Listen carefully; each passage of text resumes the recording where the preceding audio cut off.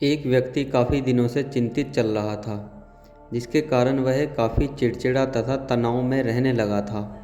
वह इस बात से परेशान था कि घर के सारे खर्चे उसे ही उठाने पड़ते हैं। पूरी परिवार की जिम्मेदारी उसी के ऊपर है। किसी न किसी रिश्तेदार का उसके यहाँ आना जाना लगा रहता है। इन्हीं बातों को सोचकर वह काफ़ी परेशान रहता था और बच्चों को अक्सर डांट देता था तथा अपनी पत्नी से भी ज़्यादातर उसका किसी न किसी बात पर झगड़ा चलता रहता था। एक दिन उसका बेटा उसके पास आया और बोला, पिताजी मेरा स्कूल का होमवर्क करा दीजिए। वह व्यक्ति पहले से ही तनाव में था, तो उसने बेटे को डांटकर भगा दिया। लेकिन जब थोड़ी देर बाद उसका गुस्सा शांत हुआ तो वह बेटे के पास गया तो देखा कि बेटा सोया हुआ है और उसके हाथ में उसके होमवर्क की कॉपी है। उसने कॉपी लेकर देखी और जैसे ही उसने कॉपी नीचे रखनी चाही, उसकी नज़र होमवर्क के टाइटल पर पड़ी। होमवर्क का टाइटल था, वे चीज़ें जो हमें शुरू में अच्छी नहीं लगती लेकिन बाद में वे अच्छी होती हैं। इस टाइटल पर बच्चे को एक पैराग्राफ लिखना था जो उसने लिखा था।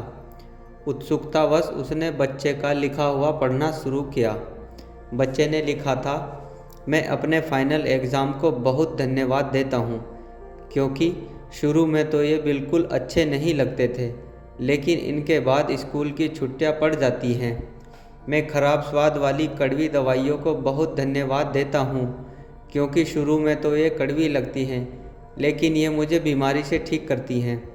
मैं सुबह जागने वाली उस अलार्म घड़ी को धन्यवाद देता हूँ, जो मुझे हर सुबह बताती है कि मैं जीवित हूँ। मैं ईश्वर को भी धन्यवाद देता हूँ, जिसने मुझे इतने अच्छे पिता दिए हैं, क्योंकि उनकी डांट मुझे शुरू में तो बहुत बुरी लगती है, लेकिन वो मेरे लिए खिलौने भी लाते हैं, मुझे घुमाने ले जाते हैं और मुझे अच्छी अच्छी चीज़ें खिलाते हैं। और मुझे इस बात की खुशी है कि मेरे पास पिता हैं, क्योंकि मेरे दोस्त सोहन के पिता नहीं हैं। बच्चे का होमवर्क पढ़ने के बाद वह व्यक्ति जैसे नींद से अचानक जाग गया हो। उसकी सोच बदल सी गई।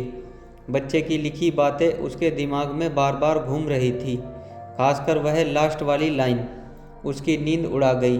फिर वह व्यक्ति थोड़ा शांत होकर बैठा और उसने अपनी परेशानियों के बारे में सोचना शुरू किया।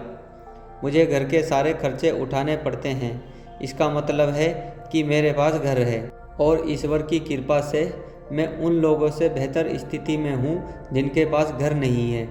मुझे पूरी परिवार की जिम्मेदारी उठानी पड़ती है, इसका मतलब है कि मेरे पास परिवार है, बीवी है, बच्चे हैं और ईश्वर की कृपा से मैं उन लोगों से ज़्यादा खुशनसीब हूँ जिनके पास परिवार नहीं है और वो दुनिया में बिल्कुल अकेले हैं। मेरे यहाँ कोई ना कोई मित्र या रिश्तेदार आता जाता रहता है, इसका मतलब है कि मेरा एक सामाजिक हैसियत है और मेरे पास मेरे सुख दुख के साथ देने वाले लोग हैं। है मेरे भगवान, तेरा बहुत बहुत शुक्रिया। मुझे माफ़ करना, मैं तेरी कृपा को पहचान नहीं पाया। इसके बाद उसकी सोच एकदम बदल सी गई। उसकी सारी परेशानियां, सारी चिंता एकदम जैसे ख़त्म हो गई हो। एकदम से वह बदल सा गया। वह भागकर अपने बेटे के पास गया और सोते हुए बेटे को गोद में उठाकर उसके माथे को चूमने लगा और अपने बेटे को तथा ईश्वर को धन्यवाद देने लगा। हमारे सामने जो भी परेशानियां हैं, हम जब तक उनको नकारात्मक नज़रिए से देखते रहेंगे तब तक हम परेशानियों से घिरे रहेंगे, लेकिन जैसे ही हम उन्हीं चीज़ों को, उन्हीं परिस्थितियों को सकारात्मक नज़रिए से देखेंगे, हमारी सोच एकदम से बदल जाएगी।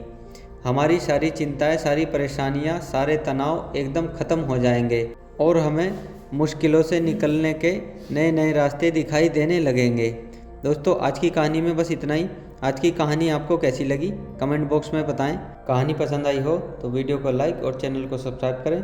मिलते हैं नेक्स्ट वीडियो में। जय हिंद दोस्तों।